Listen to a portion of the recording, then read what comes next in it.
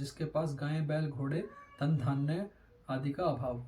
अयोध्या में 2 योजन की भूमि तो ऐसी थी जहां पहुंचकर किसी के लिए भी कोई युद्ध करना असंभव था, इसलिए वह सिंधु नदी के निकट पैदा होने वाले दरियाई घोड़ों से, जो इंद्र के अश्व उच्च श्वाक के समान श्रेष्ठ थे, अयोध्यापुरी भरी रहती थी।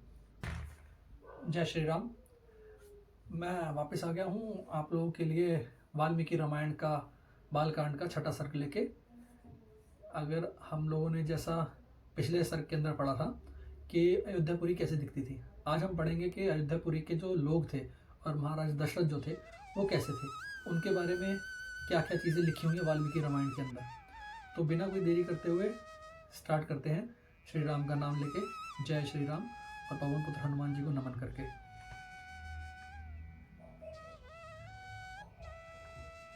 छठा सर्ग राजा दशरथ के शासनकाल में अयोध्या और वहां के नागरिकों की उत्तम स्थिति का वर्णन।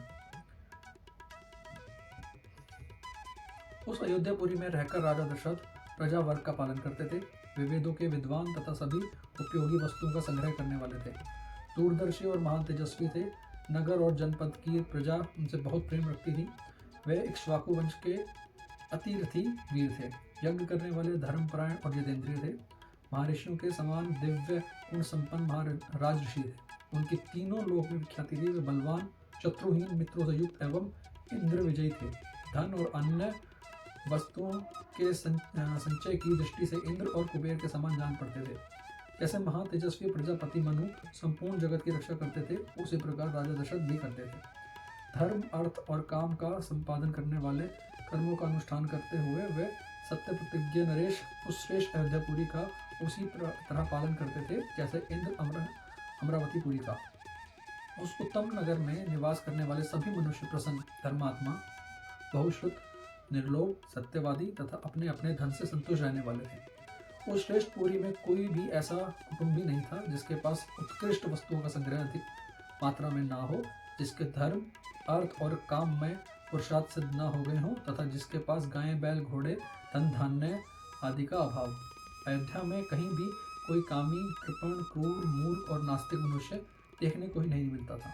वहाँ के सभी स्त्री पुरुष धर्मशील, संयमी, सदा प्रसन्न रहने वाले, तशील और सदाचारी की दृष्टि से महर्षियों की भांति निर्मल थे। वहाँ कोई भी कुंडल, मुकुट और पुष्पहार से शून्य नहीं था।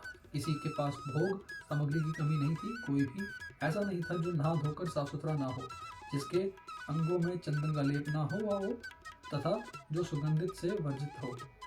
अपवित्र अन्न भोजन करने वाला, दान न देने वाला तथा मन को काबू में ना रखने वाला मनुष्य तो वहाँ कोई दिखाई ही नहीं देता था। कोई भी ऐसा पुरुष दिखने में नहीं आता था जो बाजूबंद, निष्क तथा हाथ का आभूषण धारण ना किए हो।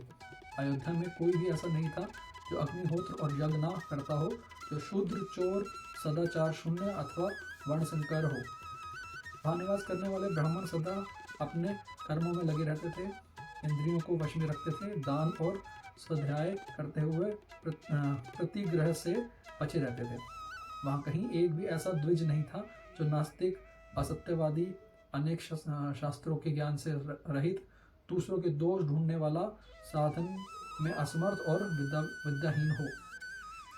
उस पुरी में वेदों के 6 अंगों को ना जानने वाला, व्रतहीन, सहस्त्रों से कम दान देने वाला, दीन, विक्षिप्त चरित्र अथवा दुखी भी कोई नहीं था। अयोध्या में कोई भी स्त्री या पुरुष ऐसा नहीं दिखाई दे सकता था जो श्रीहीन, रूप रहित तथा राज्य भक्ति से शून्य हो। ब्राह्मण आदि चारों वर्णों के लोग देवता और अतिथियों के पूजक, कृतज्ञ, उदार, शूरवीर और पराक्रमी थे। उस श्रेष्ठ नगर में निवास करने वाले सब मनुष्य दीर्घायु तथा धर्म और सत्य का आश्रय लेने वाले थे। वे सदा स्त्री, पुत्र और पौत्र आदि परिवार के साथ सुख से रहते थे। क्षत्रिय ब्राह्मणों का मूल जो होते थे, वैश्य क्षत्रियों की आज्ञा का पालन करते थे और शुद्ध अपने कर्तव्यों का पालन करते हुए उपर्युक्त तीनों वर्णों की सेवा में संलग्न रहते थे।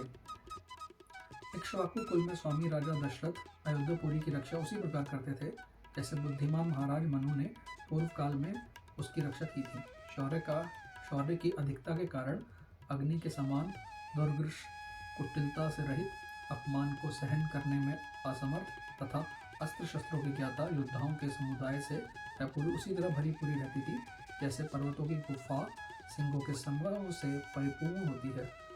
काम्बोज और बहालिक देशों में उत्पन्न हुए उत्तम घोड़ों से, बनायु देश के अश्वों से तथा सिंधु नदी के निकट पैदा होने वाले दरियाई घोड़ों से, जो इंद्र के अश्व उच्चैश्वाक के समान श्रेष्ठ थे, अयोध्यापुरी भरी रहती थी। विंध्य और हिमालय पर्वतों में उत्पन्न होने वाले अत्यंत बलशाली पर्वताकार मदमथ गजराजों से वह नगरी परिपूर्ण रहती थी। ऐरावत कुल में उत्पन्न महाकाल के वंश में पैदा हुए तथा अज्जन और वामन नामक दिग्गजों से भी प्रकट हुए हाथी उस पुरी की पूर्णता में सहायक हो रहे थे। हिमालय पर्वत पर उत्पन्न भद्र जाति के, विंध्य पर्वत पर उत्पन्न हुए मंद्र जाति के तथा सह्याद्रि पर्वत पर पैदा हुए मृग जाति के हाथी भी वहाँ मौजूद थे। भद्र, मंद्र और मृग इन तीनों के मेल से उत्पन्न हुए शंकर जाति के, भद्र और मंद्र इन दो जातियों के मेल से वो पैदा हुए शंकर जाति के, भद्र और मृग जाति के संयोग से उत्पन्न शंकर जाति के तथा मृग और मंद्र इन दोनों जातियों के सम्मिश्रण से पैदा हुए पर्वताकार गजराज भी जो सदा मदोन्मत्त रहते थे, उस पुरी में भरे हुए थे।